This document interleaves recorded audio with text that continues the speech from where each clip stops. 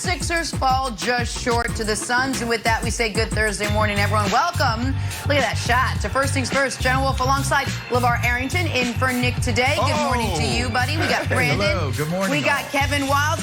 I'm going to say it, Brandon. If that shot had dropped, done, finished, call it Joel Embiid for MVP. You've been saying it. I'd seal it with that.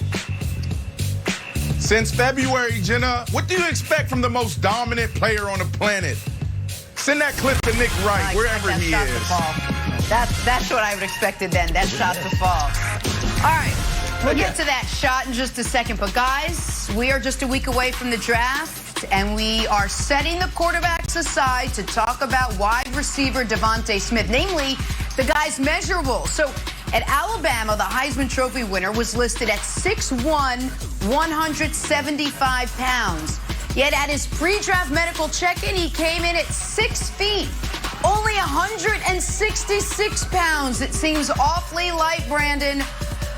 Look, it worked for him in Tuscaloosa. Led the nation with 23 receiving touchdowns. He set SEC records in yards and TDs. But Brandon, $166 at 6 feet? Is this a big deal? Should we be making this a really big deal? I mean, listen, Jenna, you hit all my points. At Alabama, and we know this, when you see a team's roster and you see the guys' measurables, expect for them to be a little bit bigger, be a little taller, to run a little faster. But then you go to the Wikipedia, and he's 6'1", 174 there. And now all of a sudden he's 6 feet, 166?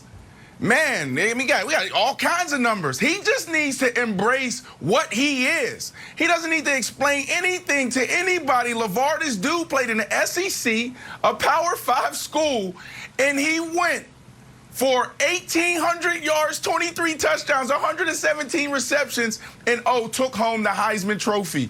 Come on, man. You don't need to explain anything to anyone. I'm tired of this talk around, the guy is too small. Man, it doesn't matter. Can you get open? And also, do you have the vision? Do you know where everyone is on the field?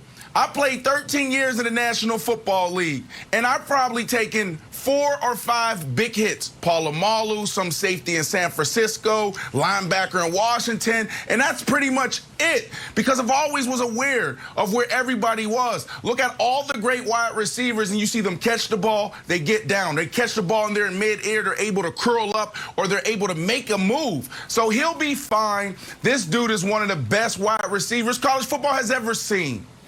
Yeah, I agree. And listen, when you look at size and you look at skill, Devonta Smith has skill, and his skill set is super impressive. I would say the one concern, I'm not going to say that it's going to be a big deal, but there will be concerns, B. Marsh. And if you think about it, it's not about his ability. It's not about his skill, because I agree with those things. It's about his durability, right? It's about if he gets caught up into a game where the coverage is moved in a way where it's aggressive towards him, what is he able to do? What is he able to bring to the table in those press man type situations? What is he going to be able to do in blocking situations? Are they going to even use him in blocking situations? Because being an athlete in the college level is much different than being an athlete at the pro level. You start to figure out very quickly you're hitting on a different type of person when you're in the National Football League. So I would just be concerned about his durability, soft tissue type injuries, falling down, bruising easily, stuff like that. That would be the only. That would be my only questions. Can he take hits? I don't know that it's a reach. You're because reaching, man. It's totally subjective. It's total. The NFL is totally subjective. You know what? Let me tell you why you're reaching. One, you're not bringing in a wide receiver to block. I don't know. There's probably one wide receiver in the National Football League that their job is to block. And two, there's big dudes in the NFL that doesn't have any durability, that gets hurt all the time. We talk about Clowney all the time. So does it matter? Make the decision. Yes, it does matter, because if Clowney gets hurt, I'm looking at a guy that passed the eye test that's getting hurt. If Brandon Marshall gets hurt, I'm looking at Brandon Marshall passing the eye test and getting hurt. Even though I'm like, that big dude is soft, I still would be like, man, he's a big dude. You know what I mean? But if I'm looking at Devonta, I'm already going into it thinking, should I be concerned about his durability issues because of his size? 165 is light. Brandon, I want to dig in on something you said, because I get it. There's been small wide receivers that have been successful, right? Tyreek Hill, super successful. Deshaun Jackson was skinny, super successful. Hall of Famer Julian Edelman, short guy, super successful. Hall of Famer, some would say, 2026. Book your tickets. Some would say. But you said the question is if he can get open. Because I've heard you on this show talk about like the value of DK Metcalf and the value of Kenny Golladay, of just like throw it up there, let him go get it. Does that amount of sort of like a bigger window that a bigger wide receiver gets you versus Devonta Smith, where you need to hit him very specifically because he can't muscle guys and go get the ball? Listen, it's trendy. It's trendy in the National Football League at the wide receiver position. Some years the big wide receivers in. Some years, the smaller wide receivers were in. When I first got in the league, people were all in on the Steve Smiths, on the Marvin Harrisons. And then there was a shift. Oh, Larry Fitzgerald, Brandon Marshall, Andre Johnson, Calvin Johnson. They just went on and on and on. And then there was a shift again. Now we are in the era where teams want the big DK Metcalfs, but now because of analytics and statistics, they're looking at these smaller, shifty guys, and they're saying these are the guys that can get open. These are the guys that can win in space. So it's all about the trend in the National Football League. None have been that light, though, B. Marsh. Like, 160 is light. That's light in the seat. And to me, again, it still comes down to the physicality of, and listen, the NFL is evolving. You do see guys like Tyreek Hill.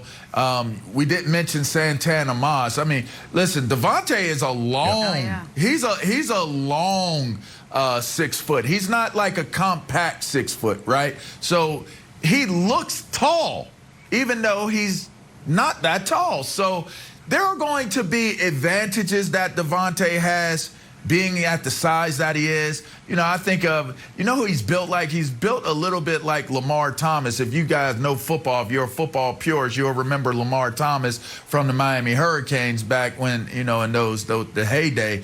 But he's very slim, but he's long, like a Rydell Anthony, or, you know. So to me, when I look at his skill set, there are advantages to having him, but there certainly are going to be concerns. And I don't think that that's a reach at all, Marsh. At all.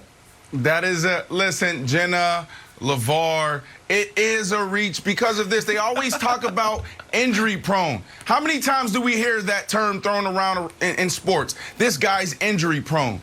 Injury prone has no size around it. We have so many big dudes that are injury prone. So that's why I feel like it is too much of a reach, because guys get hurt all the time. Can you come in and get the job done, Jenna? That's the only thing I need to know. And he has shown that at the highest level in college football, Power 5 school. Fair enough. All right, he has, but let's see if these numbers affect where he ends up going in the draft. Although I'll tell you, I could put on 15 pounds tomorrow. Got to talk more about Joel Embiid's buzzer beater attempt. Did you see this thing halfway down the court? It was in and then it was out. Was it the greatest miss ever? We'll discuss that next. First things first.